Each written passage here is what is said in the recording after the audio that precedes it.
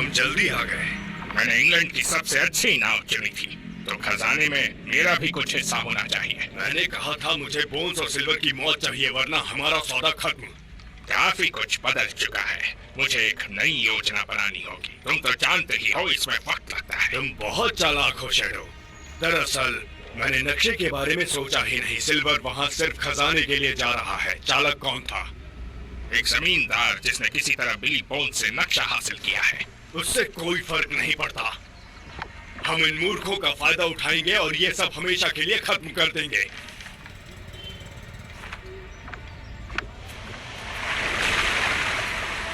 मौसम बड़ा सुहाना ही है, खाना मुझे बनाना ही है।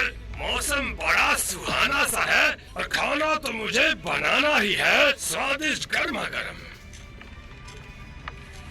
मुझे इस तरह बंद रहने से नफरत है। ऐसा लगता है कि मैं फिर से गुलाम बन चुका हूँ। मेरा पेट, ट्रेसी, मुझे उल्टी आ रही है। डॉक्टर लिविसी ने मुझे इसकी दवाई दी थी। मैं अभी जाकर वो दवाई लेकर आता हूँ। नहीं जिम, याद रखो कि तुम एक स्टैंटन हो और पापा की तरह समुद्र तुम्हारे खून में है। थोड़ी देर रुको और सब ठीक हो जाएगा। मेरी बच्ची, बीच समुद्र में तो बड़े बड़े नाविकों का भी पेट खराब हो जाता है और उन्हें उल्टियाँ भी होने लगती हैं। ये सच है। यहाँ तक कि पापा भी कभी कभी बीमार पड़ जाते थे, पर काफी बड़ी लहरों से। बिल्कुल। स्टैंटन की ताकत को कमजोर करने के लिए कम से कम एक तूफान लगता है। तैयार हो जाओ, मुझे उनसे मदद चाहिए जो लहरों के सामने खड़े हो सकते हैं। जैसा आप कहे कमांडर। मुझे मछली साफ करने के लिए तुम्हारी जरूरत है। कप्तान इसे डिनर में खाएंगे। इसे अच्छी तरह से साफ करो और सावधानी से। सर भी और बाकी का हिस्सा भी, समझी लड़की? मैं इसे तरीदार बनाना चाहता हूँ, बहुत ही रसीला और स्वादिष्ट भी। अच्छा, तो तुम्हें पता है कि मछली को पकाना हर किसी के बस की बात नहीं होती। अगर अच्छी तरह से बनाया गया तो उसका सर भी स्वादिष्ट बनता है। खुशबू से पता चल जाता है।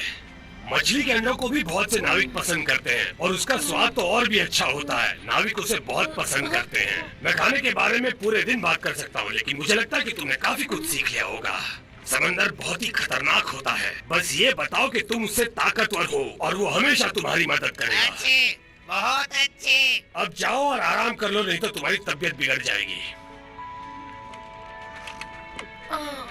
जिम मेरे लिए टॉफी लेकर आया है, तुम्हें चाहिए?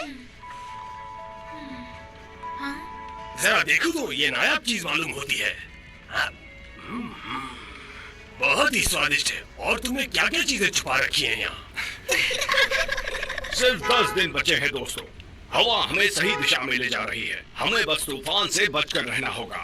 पर मुझे एक बात परेशान कर रही है। एक भरोसेमंद नाविक ने मुझे बताया कि चालक दल पहले से ही जानता है कि हम कहाँ जा रहे हैं। हाँ ठीक है, वैसे इस बारे में मैं सिल्वर से पहले बात कर चुका हूँ और मैं थोड़ा लापरवाह था, मानता हूँ। कोई बात नहीं, हम सब संभाल लेंगे। एक बार हम द्वीप तक पहुंच जाए, फिर हम अपने साथियों के साथ आगे बढ़ेंगे। उन्हें यह भी बता दो कि हम खजाना कैसे बांटेंगे। मेरा सुझाव है कि पूरी बातें पहले ही साफ कर दो, क्योंकि उनका खुश रहना हमारे लिए जरूरी है। तो जाओ, जाकर उन्हें बता दो। हाँ? माफ कीजिएगा कप्तान, हवा तेज हो रही है। साथियों, मैं अभी आया।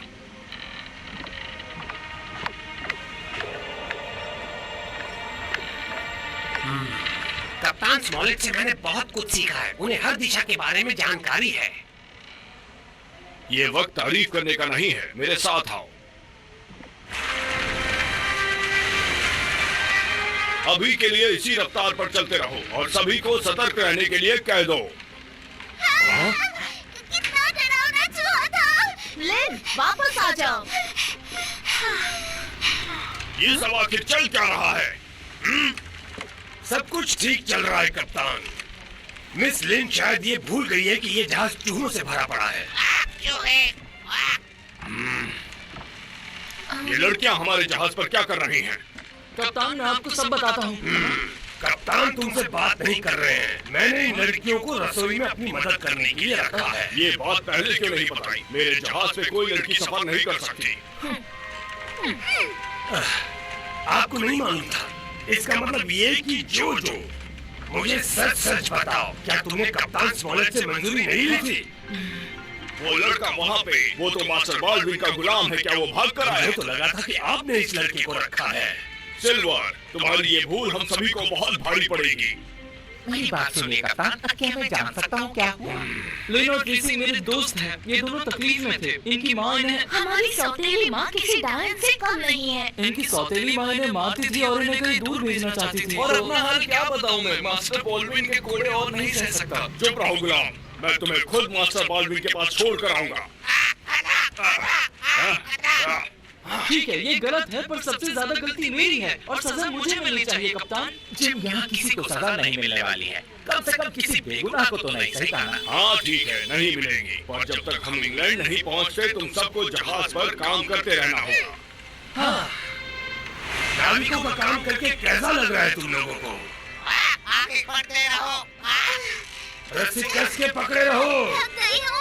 बस थोड़ा काम और बाकी है, हमें ज्यादा देर नहीं करनी है। चलो जल्दी करो। शाबाश, हमें तूफान आने से पहले सारी रस्सियां बांधनी होगी। क्या तुम्हें फिर से बताना पड़ेगा कि रस्सी कैसे बांधते हैं? ये जो रस्सी बंधी हुई है, इसे यहाँ से कैसे निकालें? जल्दी बांधो। समझ गए? ये नाविक इतना काम इतनी जल्दी कैसे कर लेते हैं? लॉन्ग जॉन, क्या मैं भी उनकी तरह ऊपर चढ़ सकती हूँ? बिल्कुल, पर जब तुम बड़ी हो जाओगी तब। अगली बार दाहिने पैर पर मारना।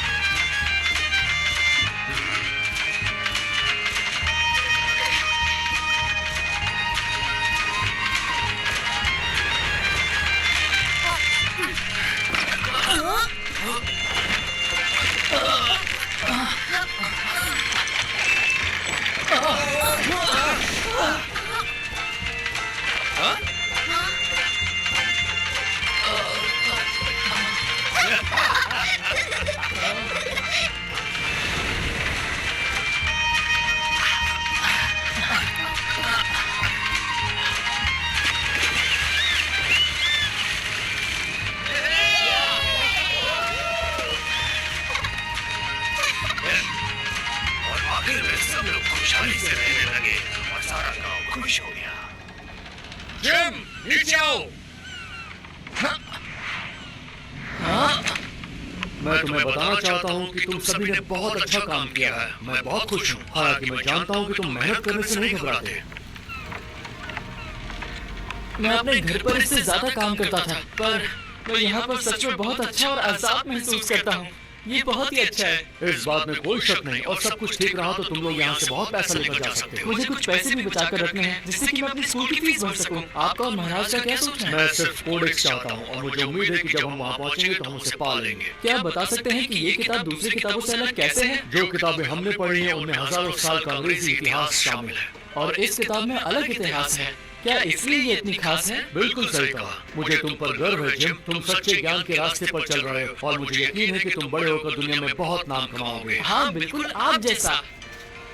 शुक्रिया जिम, पर मुझसे भी ज्यादा।